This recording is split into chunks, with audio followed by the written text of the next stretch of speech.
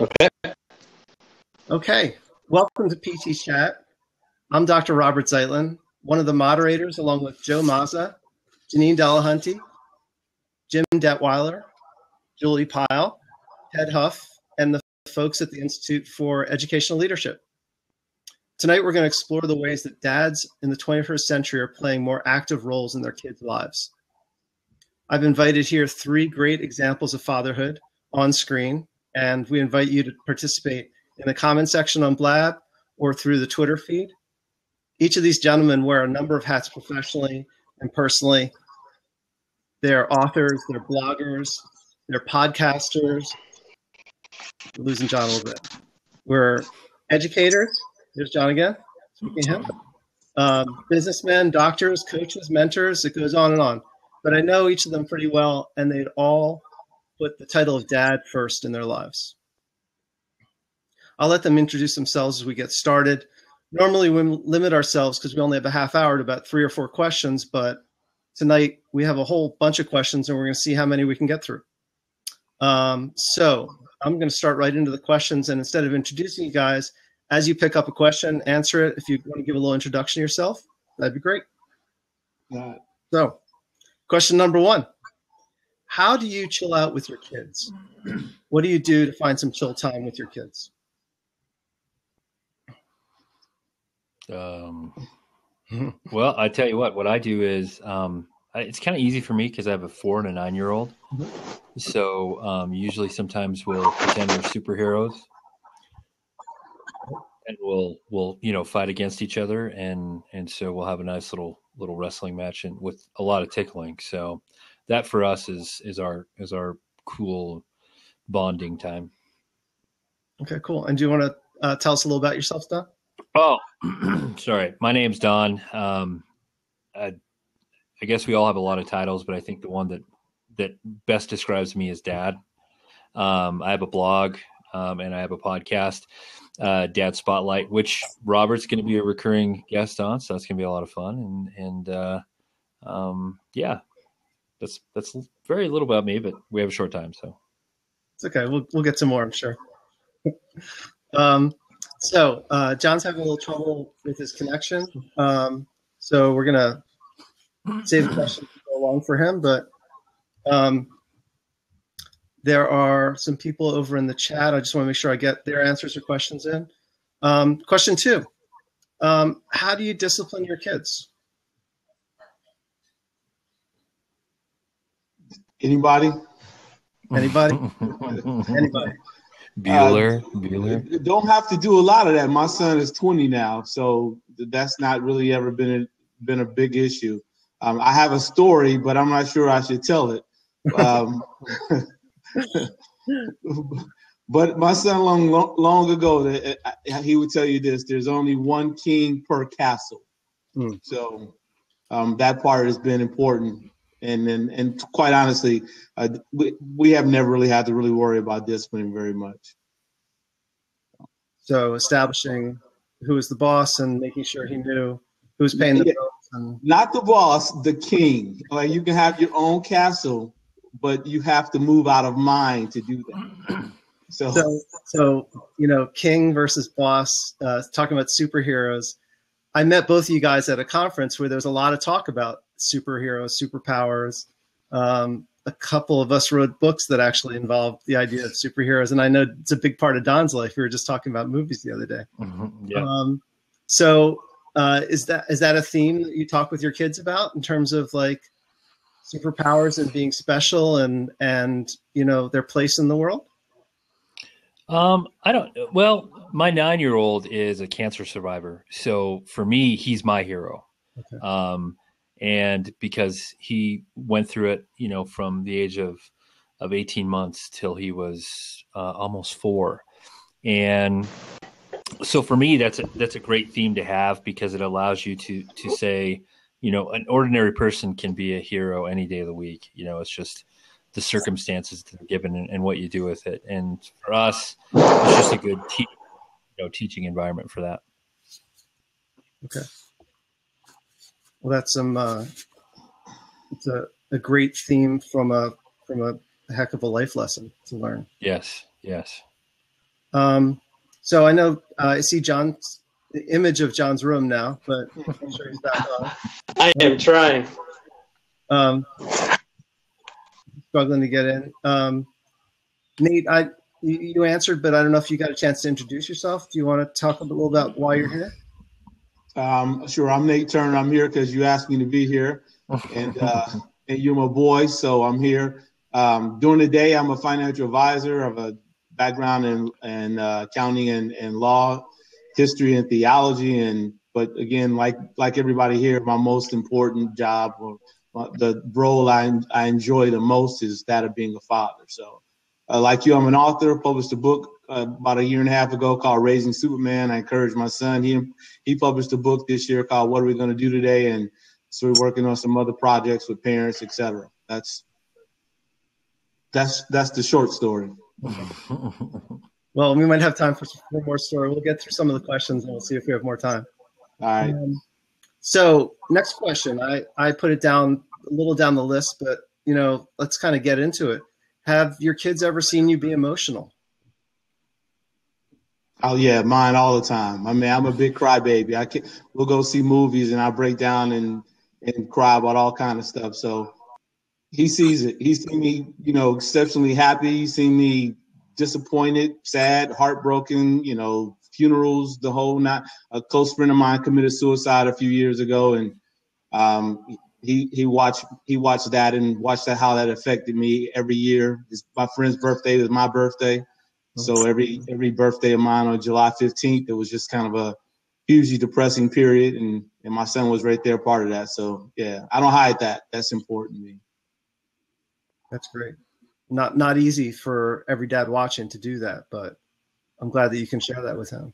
Yeah, I mean, if we don't do it, then we're not being authentic with our children. And in the long run, all we do, to me, is just end up hurting them by pretending like there's some manhood that you can excuse or skip that part of which is being emotional. It's okay. Right. No, I think it's key. I think that, to show emotion to your children shows that you're human, and that's a good thing. It allows them to say, Dad showed it, so I can show it. And I don't think it's anything ever to be ashamed of to do that in front of your kids, be it crying or showing that you're, upset about something. Mm-hmm. Holding it in is never a good thing. And they'll know, they know. Right. That's that's one of the big things that I think we've learned over the years or generations. They do know. We kind of remember when we were kids, and the idea that our fathers or our grandfathers were hiding it, like we actually knew what was going on. But it's a new move. I don't think it's something that I certainly didn't learn from my dad. And I still struggle with being emotional in front of my kids. But, to hear you guys speak so openly about it and talk about it so naturally, it's exciting to think about that being one of the big ways that we're evolving as dads. Yeah. I see that John's on as audio only. I don't know. John, are you hearing? Are you in the discussion? It says audio only, but I guess not. I feel like we're in an episode of Around the Horn and he just got kicked out. I think John is Back to the Future right now. Oh, we have to give him more props. That's the thing. So here we go. Throw some props at him. So maybe the props will help. Or I don't know, John, if there's some way, it says for internet signal too, if there's some way to get on a different Wi-Fi, we'd love to have your input. So let's jump to another question. In terms of, I always get the question from parents, how much are you sort of guiding your kids or steering them? Like how much of a role do you take in, and unfortunately, John actually just wrote this, just sent this great post about this. How much do you steer and how much latitude do you give your kids when they're choosing activities and their goals, what they're going for, what they're sticking with? How much is that your say? How much is it their say? How much does that change over the years? Well, again, so my son is 20 now, so I'm a little bit ahead of Don, but a little bit of both. So our son wanted to be an actor at one point, so that was his dream. He watched Nickelodeon. He thought that was something he wanted to do. So you know what? We found him an agent, and he was actually able to to being a Broadway production, and he had an agent, and he acted and made some money, and that was really cool. And when he got tired of doing that and he started playing soccer, you know the story, Robert. He left the country and went to Brazil and played soccer in Brazil and traveled to Germany, et cetera. So we've always been of the mindset that, life is short. And if we can do things to help them sort of have the best possible journey, then we do that. So most of it is his doing. There are things that we mandate. We certainly want him to do well in school and master, reading, writing, and math and science. But the other stuff, it's on him. And you've I'm sorry, go ahead. Sorry, from that, you've produced a really goal-oriented kid. I mean, in some ways, he sort of set up the sail and you blew a lot of wind into it and backed him. Yeah. But what's come out the other side at 20 is a kid with a lot of goals, trying to pick multiple majors and figure out how to fit it all in. And it's pretty going from there. Yeah, he's doing exceptional stuff now. But, I mean, really, it's him. What we always talk about is this thing called the process. And we always tell him that win, lose, or draw, succeed or fail, there's a process. There's certain things you're going to do as a man, regardless of whatever you do in life. And you just follow those steps. And that's what he's done with everything. So it's mostly up to him now. So you're at the point where you've handed over the steering wheel, as John. Yeah, I mean, he still calls occasionally and says, "Hey, what do you think?" But look, remember he was 16. He said, "I want to leave the country. Can you help me to leave and go to Brazil?" And I mean, I would have never imagined that when he was Don's children's age. I would have never imagined my son would say at 16, "I want to skip my last year of high school and move to another country 6,000 plus miles away." But that's just part of how he was raised. And so what were we supposed to say? We're like, okay, we'll try to help you figure it out. So he left. And that's just the way he's been living his life ever since. So it's cool. And Don, you were saying, I'm sorry. Well, I think, what he's saying is right. It's kind of like we're one of those big ship container captains, and you basically navigate it, but you can't really steer it. You basically point in a general direction and you say, this is it. And then you're there to guide them through it.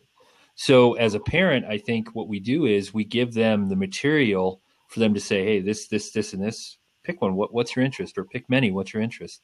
Mm-hmm. And I think the hard part, and I don't know if I could do, what Nathaniel does, is allow, and, Robert, we talked about this last night, is to allow your child to stumble and fall and not rush over there and go, I need to pick you up and I need to help you. Because there's some lessons in life as parents that we can't let them, we have to let them fail at something so they better understand to learn. And sometimes we know that in life you have to stumble, and it's hard for us not to just rush up there and do this.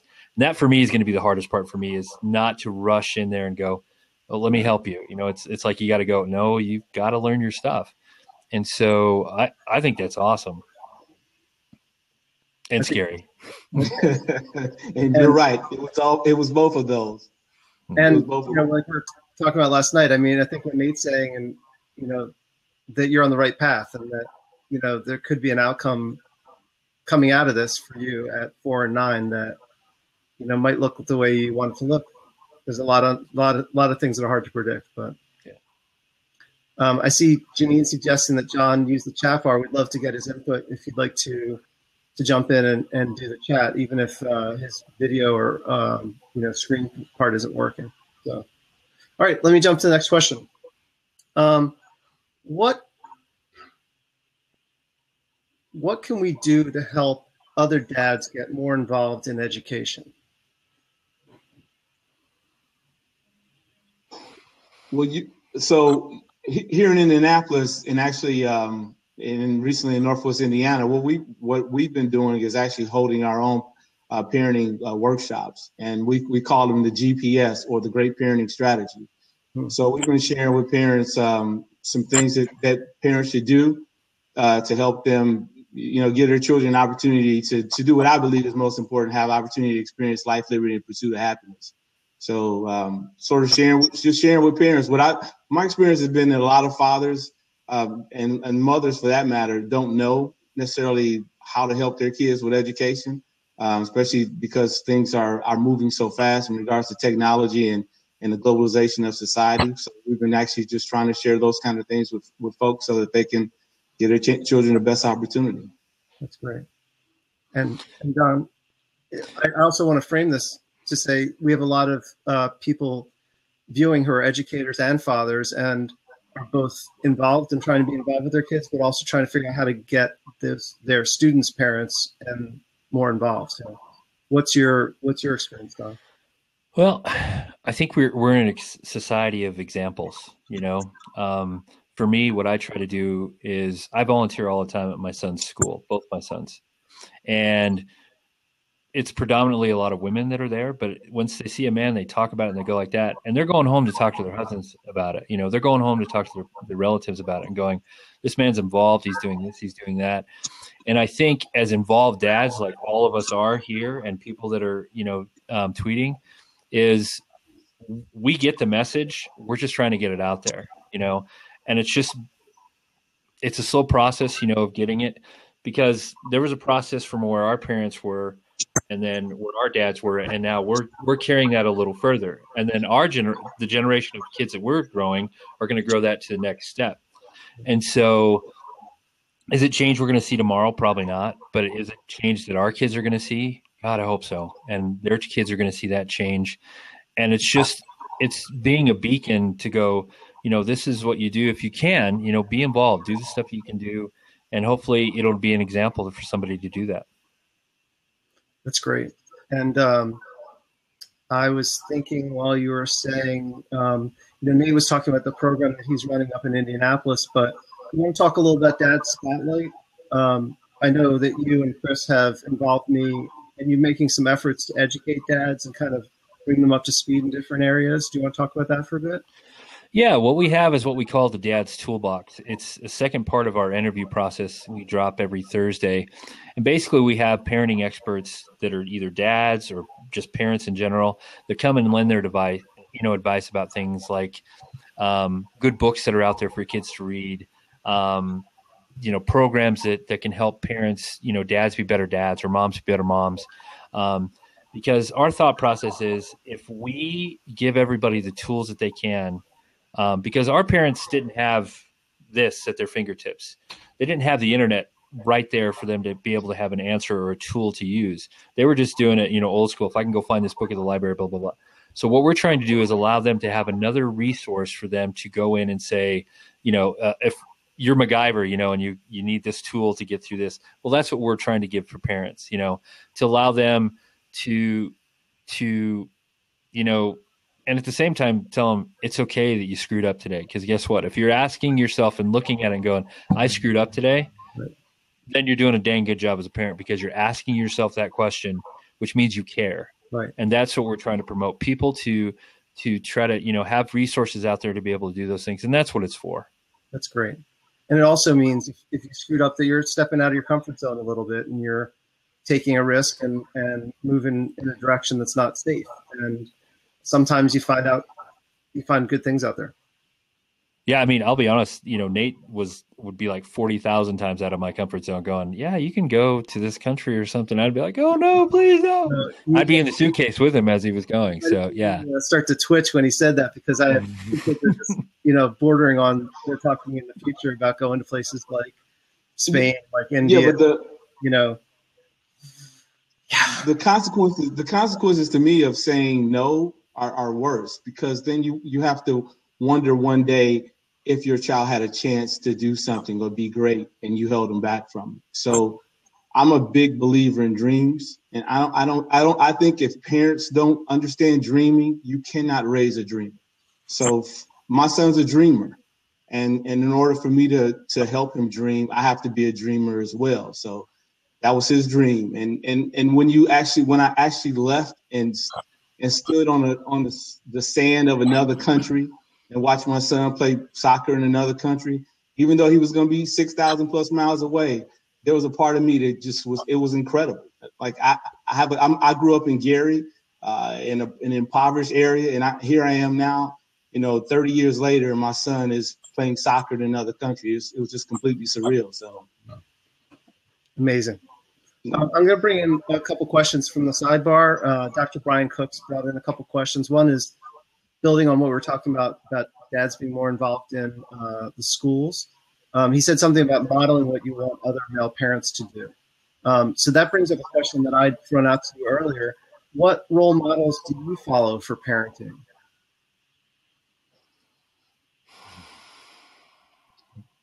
I didn't say they'd be easy questions. Currently, there are a few men in my life who are older men. There's a gentleman. His name is Joe Smith. I call him Pops.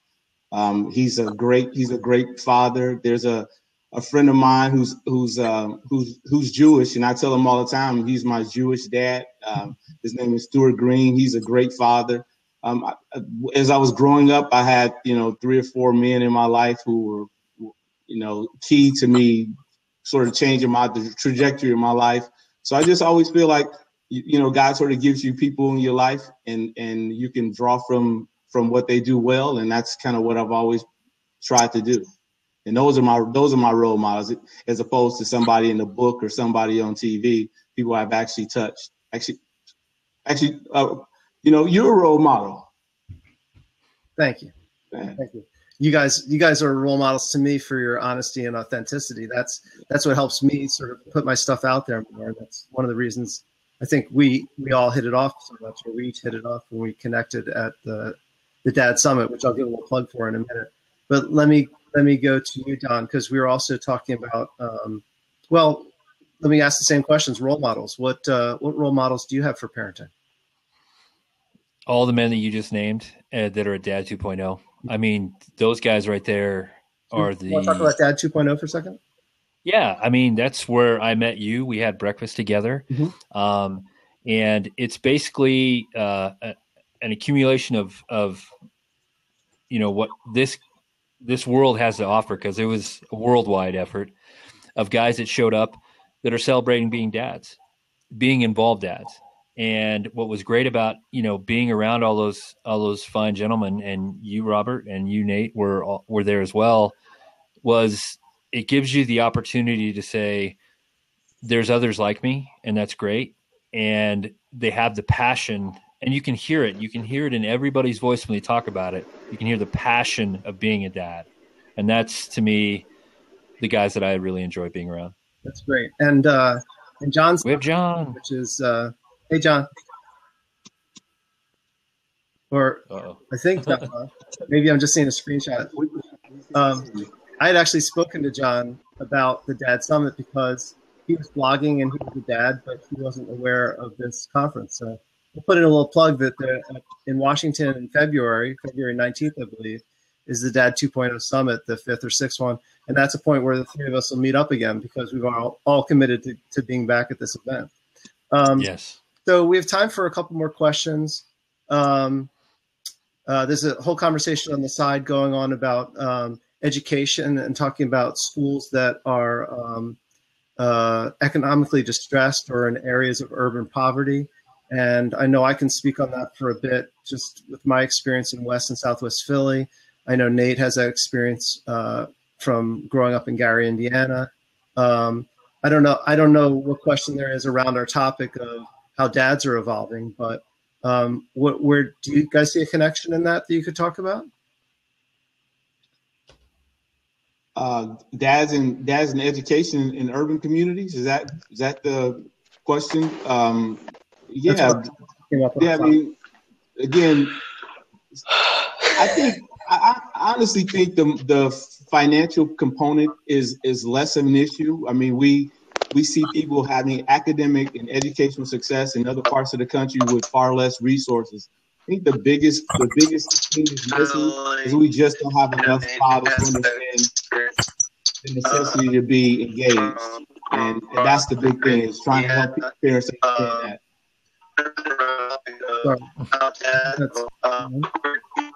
You could talk about. John, are you there? Audio only, but I'm having trouble hearing you. I feel like we're getting ready to get war games going on. Shall we play a game, Kevin? So Joe's also raising some interesting points on the sidebar about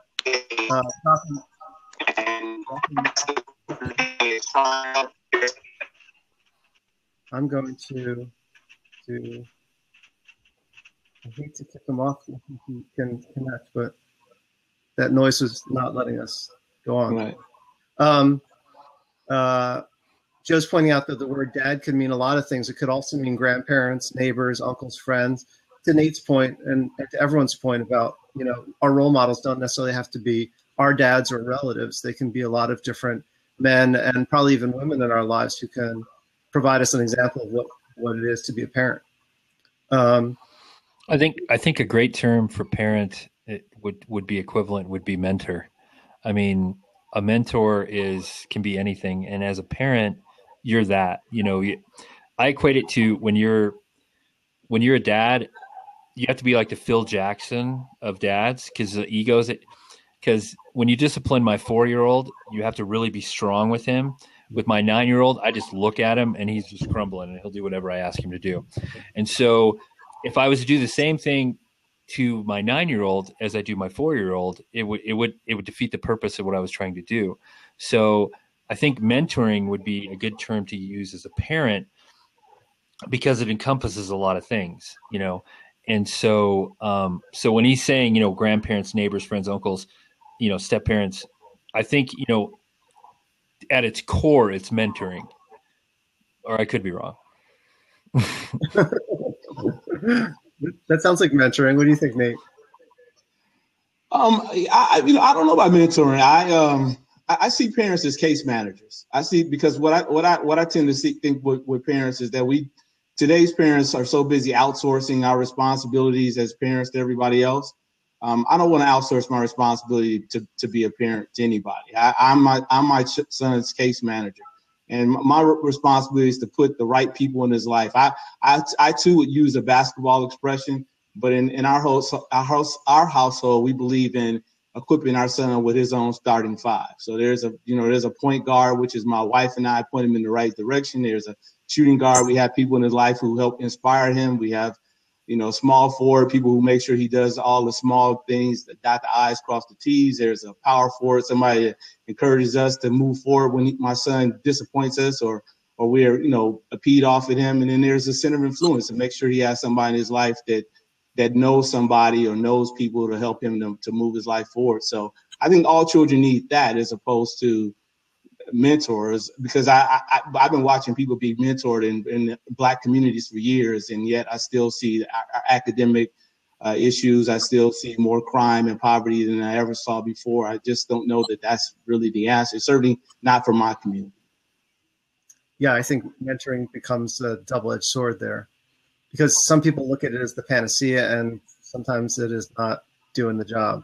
Yeah, we have to train parents to be parents. I mean, to me, that's the biggest thing. We have to, in some ways, I would like for us to move away from calling young men boys. I'd like to just call them men in training, because that's exactly what we're doing. We're not raising boys, we're raising men. I just think we do them a disservice, particularly kids in my community. I think we do them a disservice. Well, that folds into my last question that we'll have time for tonight, and then I'm going to wrap up. So, what legacy do you want to leave for your kids? And I know I've had conversations with both of you about sort of, you guys are both, in Stephen Covey's word, keeping the end in mind. You guys are both goal driven, and you have reasons that you're doing what you're doing for dads and for your kids. So, yeah, my legacy. This is the $64,000 question. What legacy do you want to leave? For my son, just to know that I dreamt and that I was here and I cared and that I wanted to change the world. That's it. Okay, that's it. That's just that little bit. That's just a little bit. Okay, Don. I think my boys will end up being my legacy. I think the things we instill in them will allow us to live on through them, and they'll be the epitaph of our lives. And if we did it right, then they'll be good men. And if we did it wrong, then they'll be flawed men, but they'll hopefully still be good men at heart. And so my hope is, I started my blog simply because I'm a 3-time cancer survivor, and I wanted my son to have a daily diary of what I was thinking, as I was going through life. And for me, that's why I still write. I still write for the one audience. And so it's one of those things where, like I was lucky enough to talk to your son last night, Robert, and he's exactly like you. He's kind, he's considerate, he's a good man. And I hope my boys end up being that way. Nate, it sounds like you have a great son too. And the reason for that is the man I'm looking for, at my screen right now. So thank you.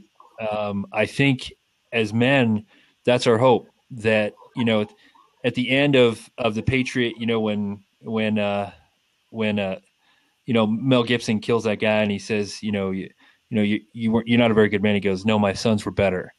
And so that's what we hope. We hope our sons were better men than we were. And just like our fathers hoped our sons would be better men than they were. And so what do I want my legacy to be? I want it to be that my sons were better men than I was. And it won't be that hard for them. So awesome. I know you guys both think about legacy a lot, so that's why I thought that was a great last question. That was a good question. Thank you. So, and I'm glad I'm asking the questions as opposed to trying to answer them. So, thank you both for agreeing to be here and being part of this discussion. I know we could probably go on for hours. So I want to thank you for your insight and your honesty, both, personally in our friendships and also here in our chat and in your books and on your blogs and all the places you're putting it out for your legacy for your kids, but also just for the world and for other dads to hear. So thank you for that. Yeah, thanks for having us. Yeah, thanks for having us. I want to also take a second to thank all the people in the sidebar, the other moderating team for PT Chat who helped the conversation move on. I want to note our visitors who were really active on the side between Jeremy and Scott and Kristen. And I want to say to please come back next week. A lot of this crew is having a big day on Monday. We're going to Washington for the Parent Camp USA, which is the first national parent camp to be held at the Department of Education. So next Wednesday, when we come back on PT Chat, we're going to be talking about what happened, sort of unpacking it, talking about the aftermath of the event, which is going to be an incredible event. If you want to follow along with the event, if you go to @ParentCamp on Twitter, there are going to be some sessions that are actually going to be live streamed. So you can follow along in the action and then come and talk about it on Wednesday. Also, the blogs and the websites for these gentlemen are on their Twitter profiles, and my profile's at Dr. Robert Zeitlin. And if you have any questions about and you can't find any resources, just tweet me and I'd be happy to point you to them. So guys, again, thank you so much for your participation and stepping up. I know you both said no problem when I asked you, but I think it was awesome. And I think you did people a service and gave a lot of good information tonight. Thanks. Thank you. All right. Good night, everyone.